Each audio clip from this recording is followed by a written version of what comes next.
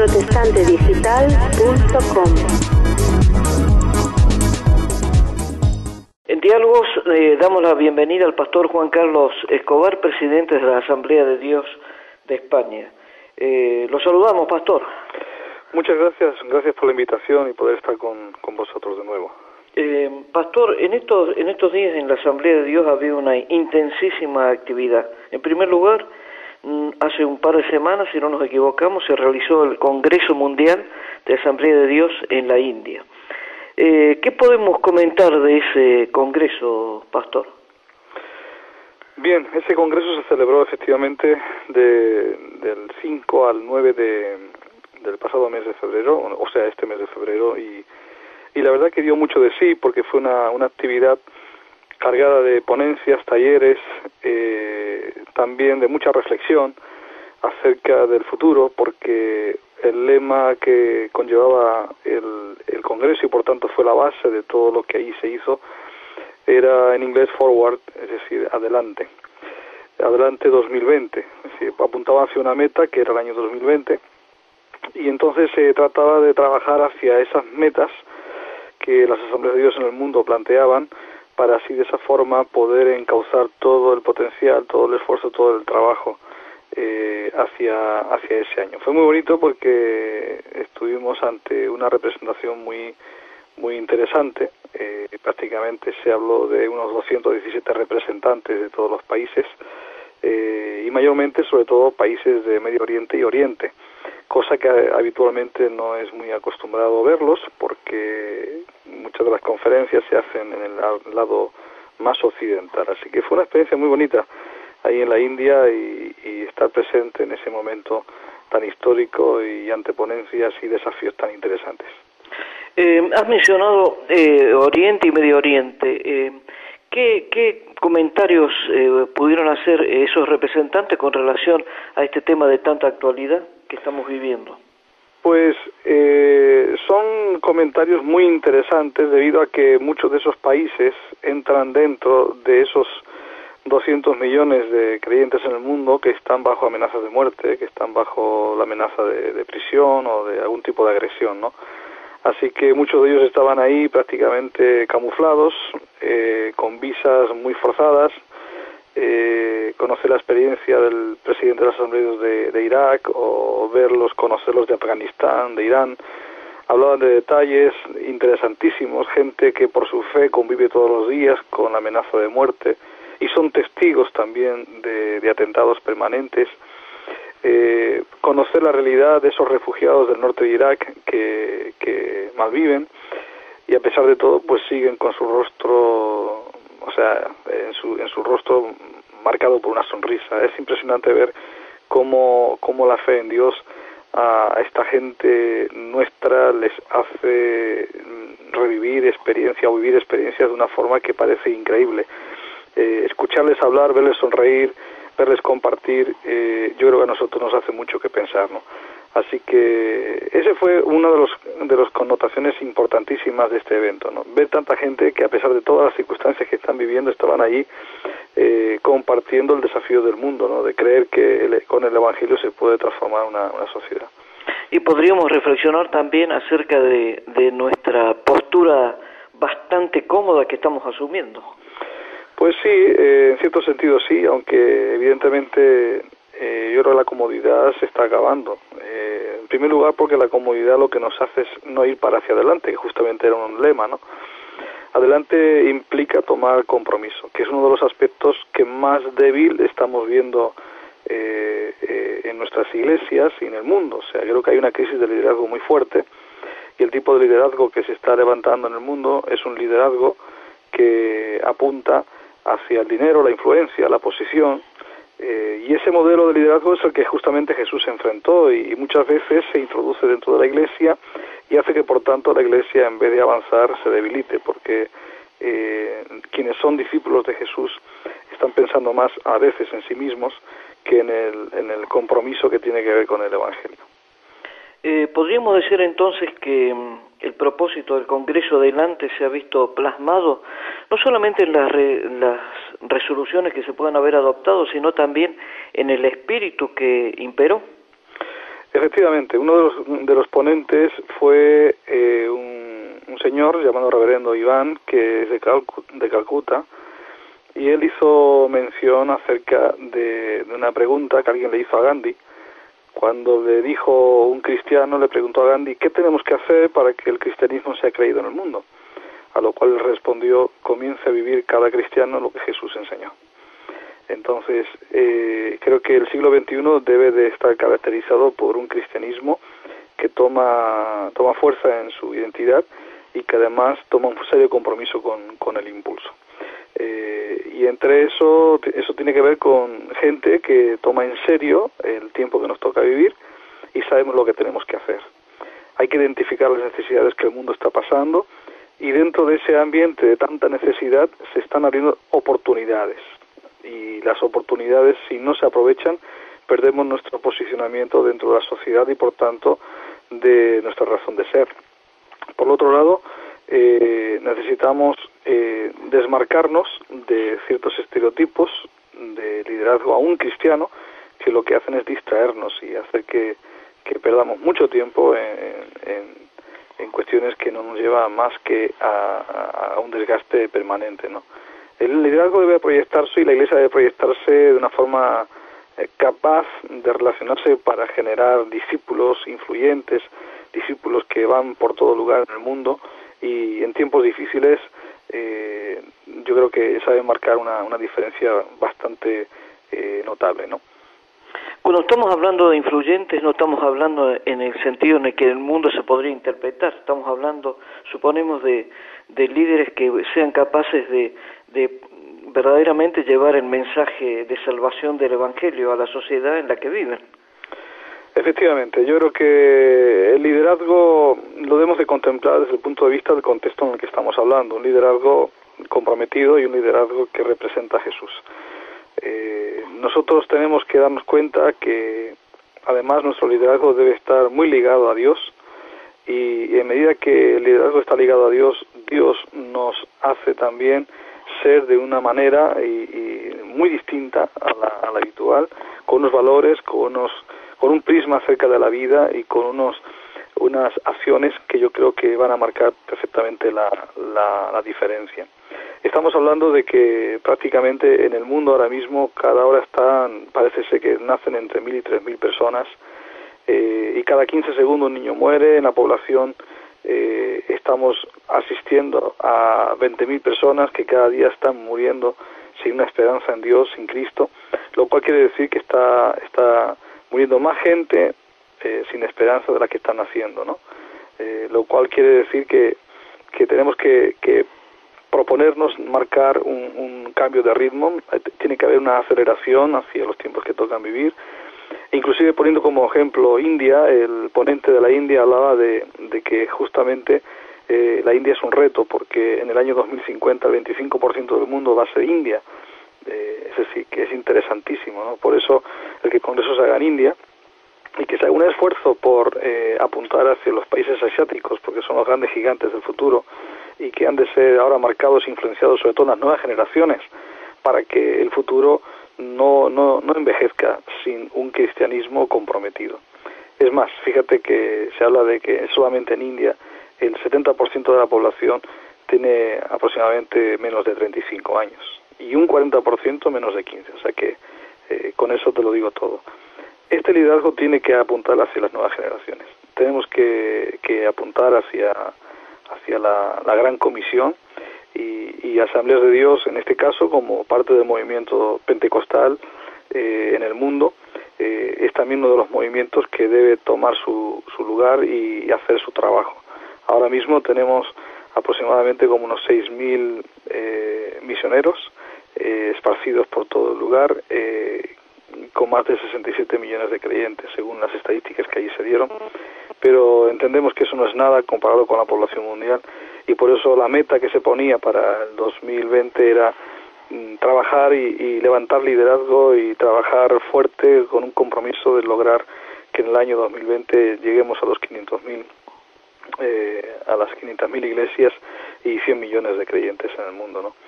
Esto significaría convertirse en una fuerza influyente, importante, y por tanto también sé consecuente con levantar esa cosecha que son las vidas que necesitan a Dios, necesitan el Evangelio. Podríamos decir que se ha tomado plena conciencia que estamos llegando a la hora de la responsabilidad. Efectivamente.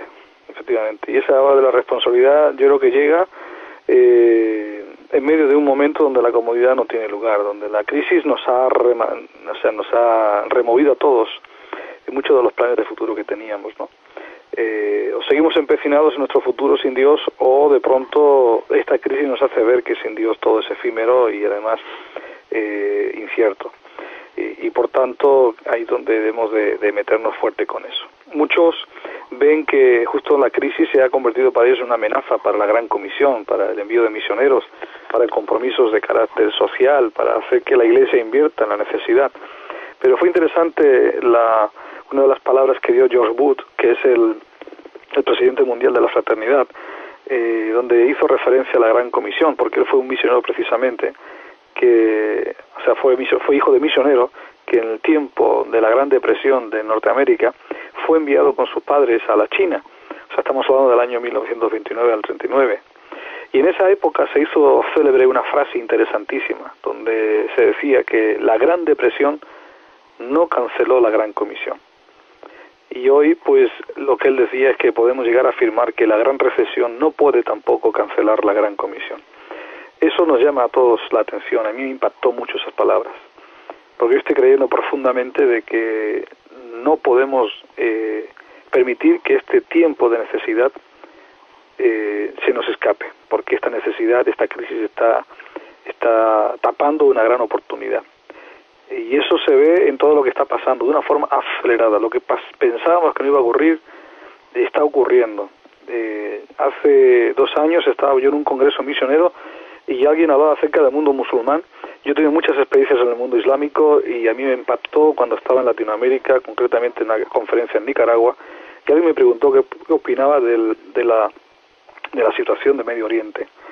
Y yo afirmé algo que sentí en mi corazón y dije, igual que cayó el muro de Berlín, igual que el velo o la cortina de bambú se rasgó, el velo del Islam también se va a rasgar. Y no sabemos cómo, pero la forma más insospechada va a suceder. Porque algo va a pasar. No se puede seguir viviendo bajo esta presión y esta incongruencia en los tiempos que vivimos, ¿no? Y efectivamente, o sea, sin que nadie lo calcule, de una forma natural, el velo del Islam se ha rasgado. Y se abre un espacio de oportunidad en medio de un montón de crisis. Y esa oportunidad no sabemos cuánto tiempo va a durar, porque ahora mismo lo que está ocurriendo en Medio Oriente es que las puertas se están abriendo para una acción social que nos puede invitar también a llevar el Evangelio, conectándonos con la necesidad, no solamente con el ámbito proselitista, que es el que debemos de huir. Así que, ¿qué te voy a decir? Yo creo que todo esto estaba latente en este congreso, ¿no? Y son reflexiones que hasta el día de hoy siguen vivas, siguen latentes, al menos en mi corazón, y que traslado a través de cada oportunidad que tengo de hablar o de compartir. Sí, es necesario que advirtamos que estamos viviendo, tenemos un privilegio en todo esto, de que estamos viviendo un tiempo verdaderamente histórico, por todo lo que está ocurriendo, por la transformación futura y también por la responsabilidad. Sin duda. Yo por eso en la Biblia se hace referencia a los hijos de Isaacar. Y eran hombres que conocedores de los tiempos. Y como yo decía antes, el que conoce los tiempos sabe lo que tiene que hacer. Y el que no identifica los tiempos está inmerso dentro de una inercia que le lleva a caminar a trompicones, es decir, movido por el estado emocional o movido por la influencia de las circunstancias que otros marcan. Mientras que el que identifica los tiempos, y como decía Deacon Salvation, que era uno de nuestros ponentes precisamente en nuestra conferencia de Asamblea de Dios aquí en España, él, que procedente de Jordania, él llegó a afirmar una cosa interesante. El mundo comenzó en Medio Oriente y todo en el mundo acabará en el Medio Oriente. Y todo lo que está pasando no es nada más que el reflejo de algo que sucede en el mundo espiritual. Quien no quiera ver esto, yo creo que va a acabar en un análisis nada más que simplemente racional. Y creo que hace falta discernir los tiempos, hace falta hacer una lectura espiritual como diríamos en el término más puro del término, profética, sin caer en el profetismo burdo y absurdo que se está viviendo en otras altitudes o en otras circunstancias. Hace falta hacer una lectura de lo que realmente está pasando en el mundo para que la Iglesia entienda qué mensaje debe dar y cómo posicionarse ante el reto que vivimos. Para mí, súper apasionante. A mí me tiene este tiempo muy atrapado y muy emocionado positivamente, al mismo tiempo que evidentemente me asusta, me da vértigo, porque esto me invita a lanzarme a riesgos que en circunstancias normales no me atrevería quizás a tomar. Claro, pero que como los tiempos son tan especiales, nuestras actitudes también tendrán que ser diferentes. Sin duda, y eso es lo que dijo Jesús, que en la hora de la prueba, en la hora de la crisis, Él nos haría saber qué decir, y yo creo que Él nos capacitará. Yo creo que todos nosotros como seres humanos, en tiempos de comodidad, nunca nos podemos llegar a imaginar cómo reaccionar en tiempos de crisis. Pero cuando eso llega, el hombre tiene una capacidad de reacción inimaginable. O sea, nunca podemos llegar a saber cómo reaccionaríamos frente a momentos realmente de presión. Y yo creo que ahora es la hora de la Iglesia. Este tiempo que vivimos es la hora de la Iglesia. La Iglesia se tiene que levantar como dijo Jesús, ¿no? Como ese luminar en un monte alto, que al estar ahí en ese lugar alto, como una ciudad asentada sobre un monte firme y fuerte, esa ciudad asentada sobre el monte alto influencia, genera, no pasa desapercibida, y yo creo que esta es nuestra hora, es nuestro momento.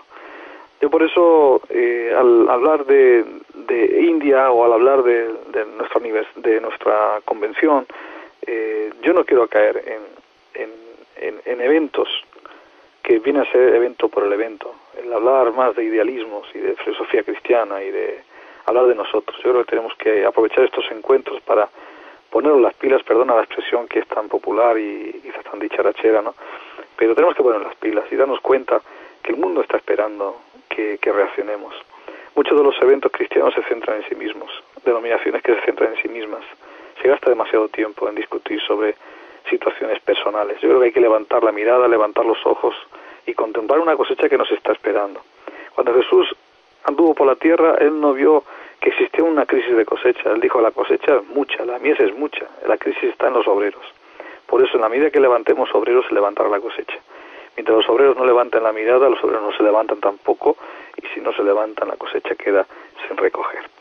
No sé si estos términos son asequibles para todos, incluso aquellos que a lo mejor nos escuchan y no son de todo muy evangélicos, pero definitivamente la Iglesia tiene que reaccionar y cada movimiento que conforma el campo evangélico tiene que tomar su lugar y tirar para adelante.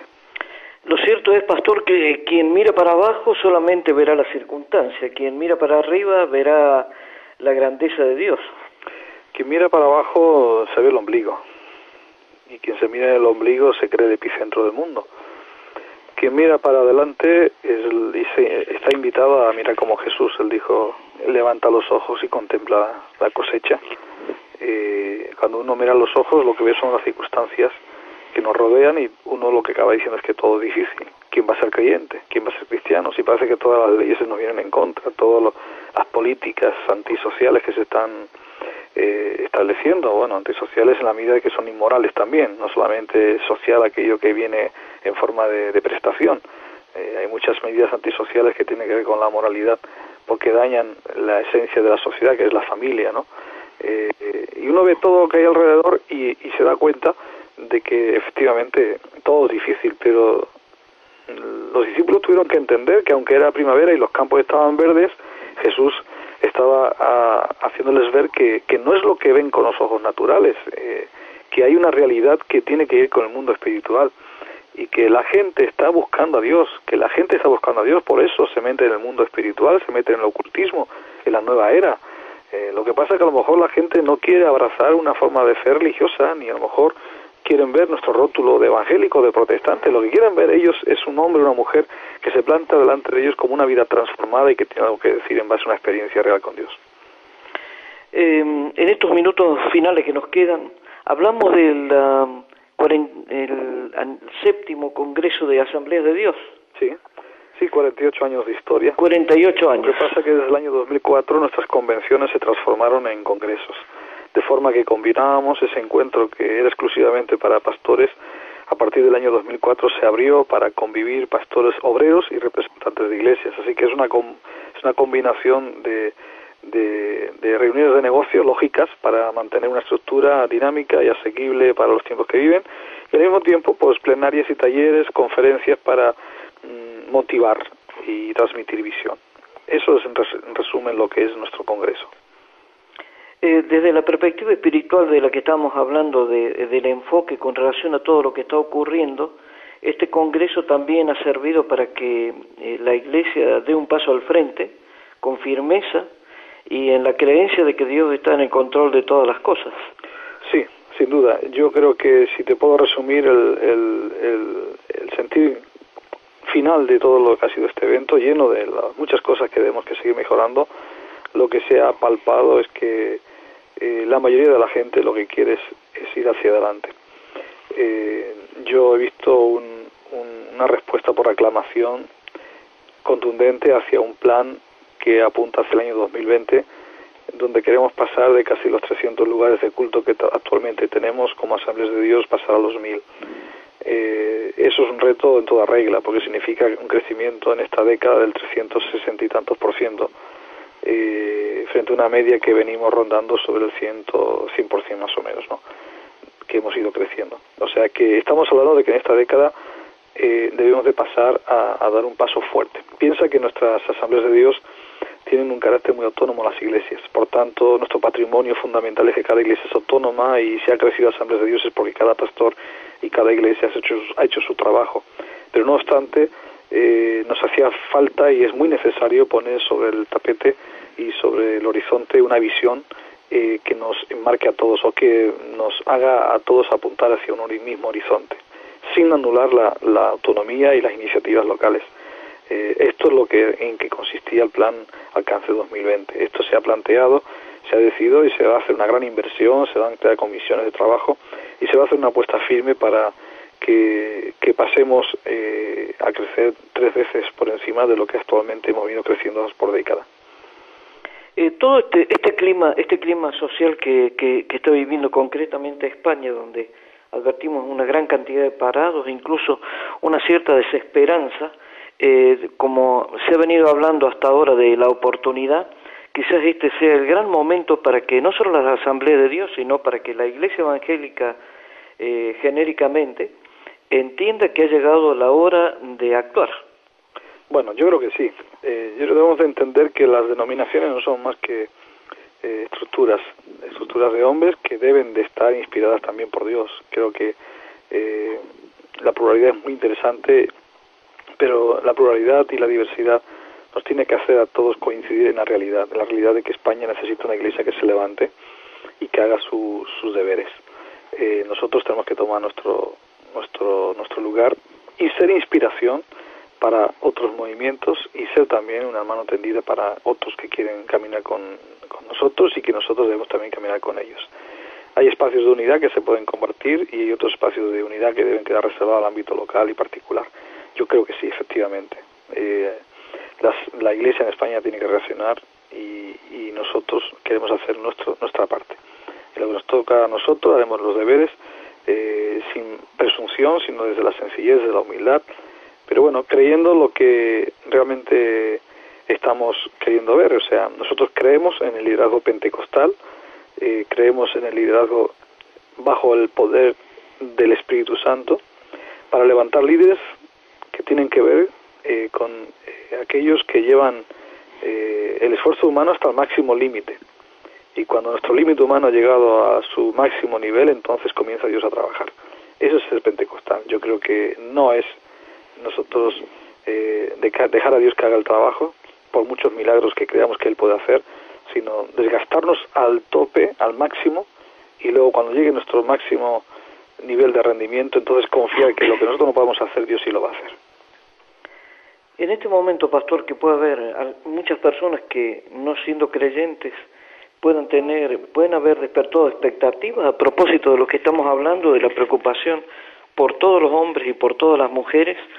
¿Qué mensaje le podríamos dejar?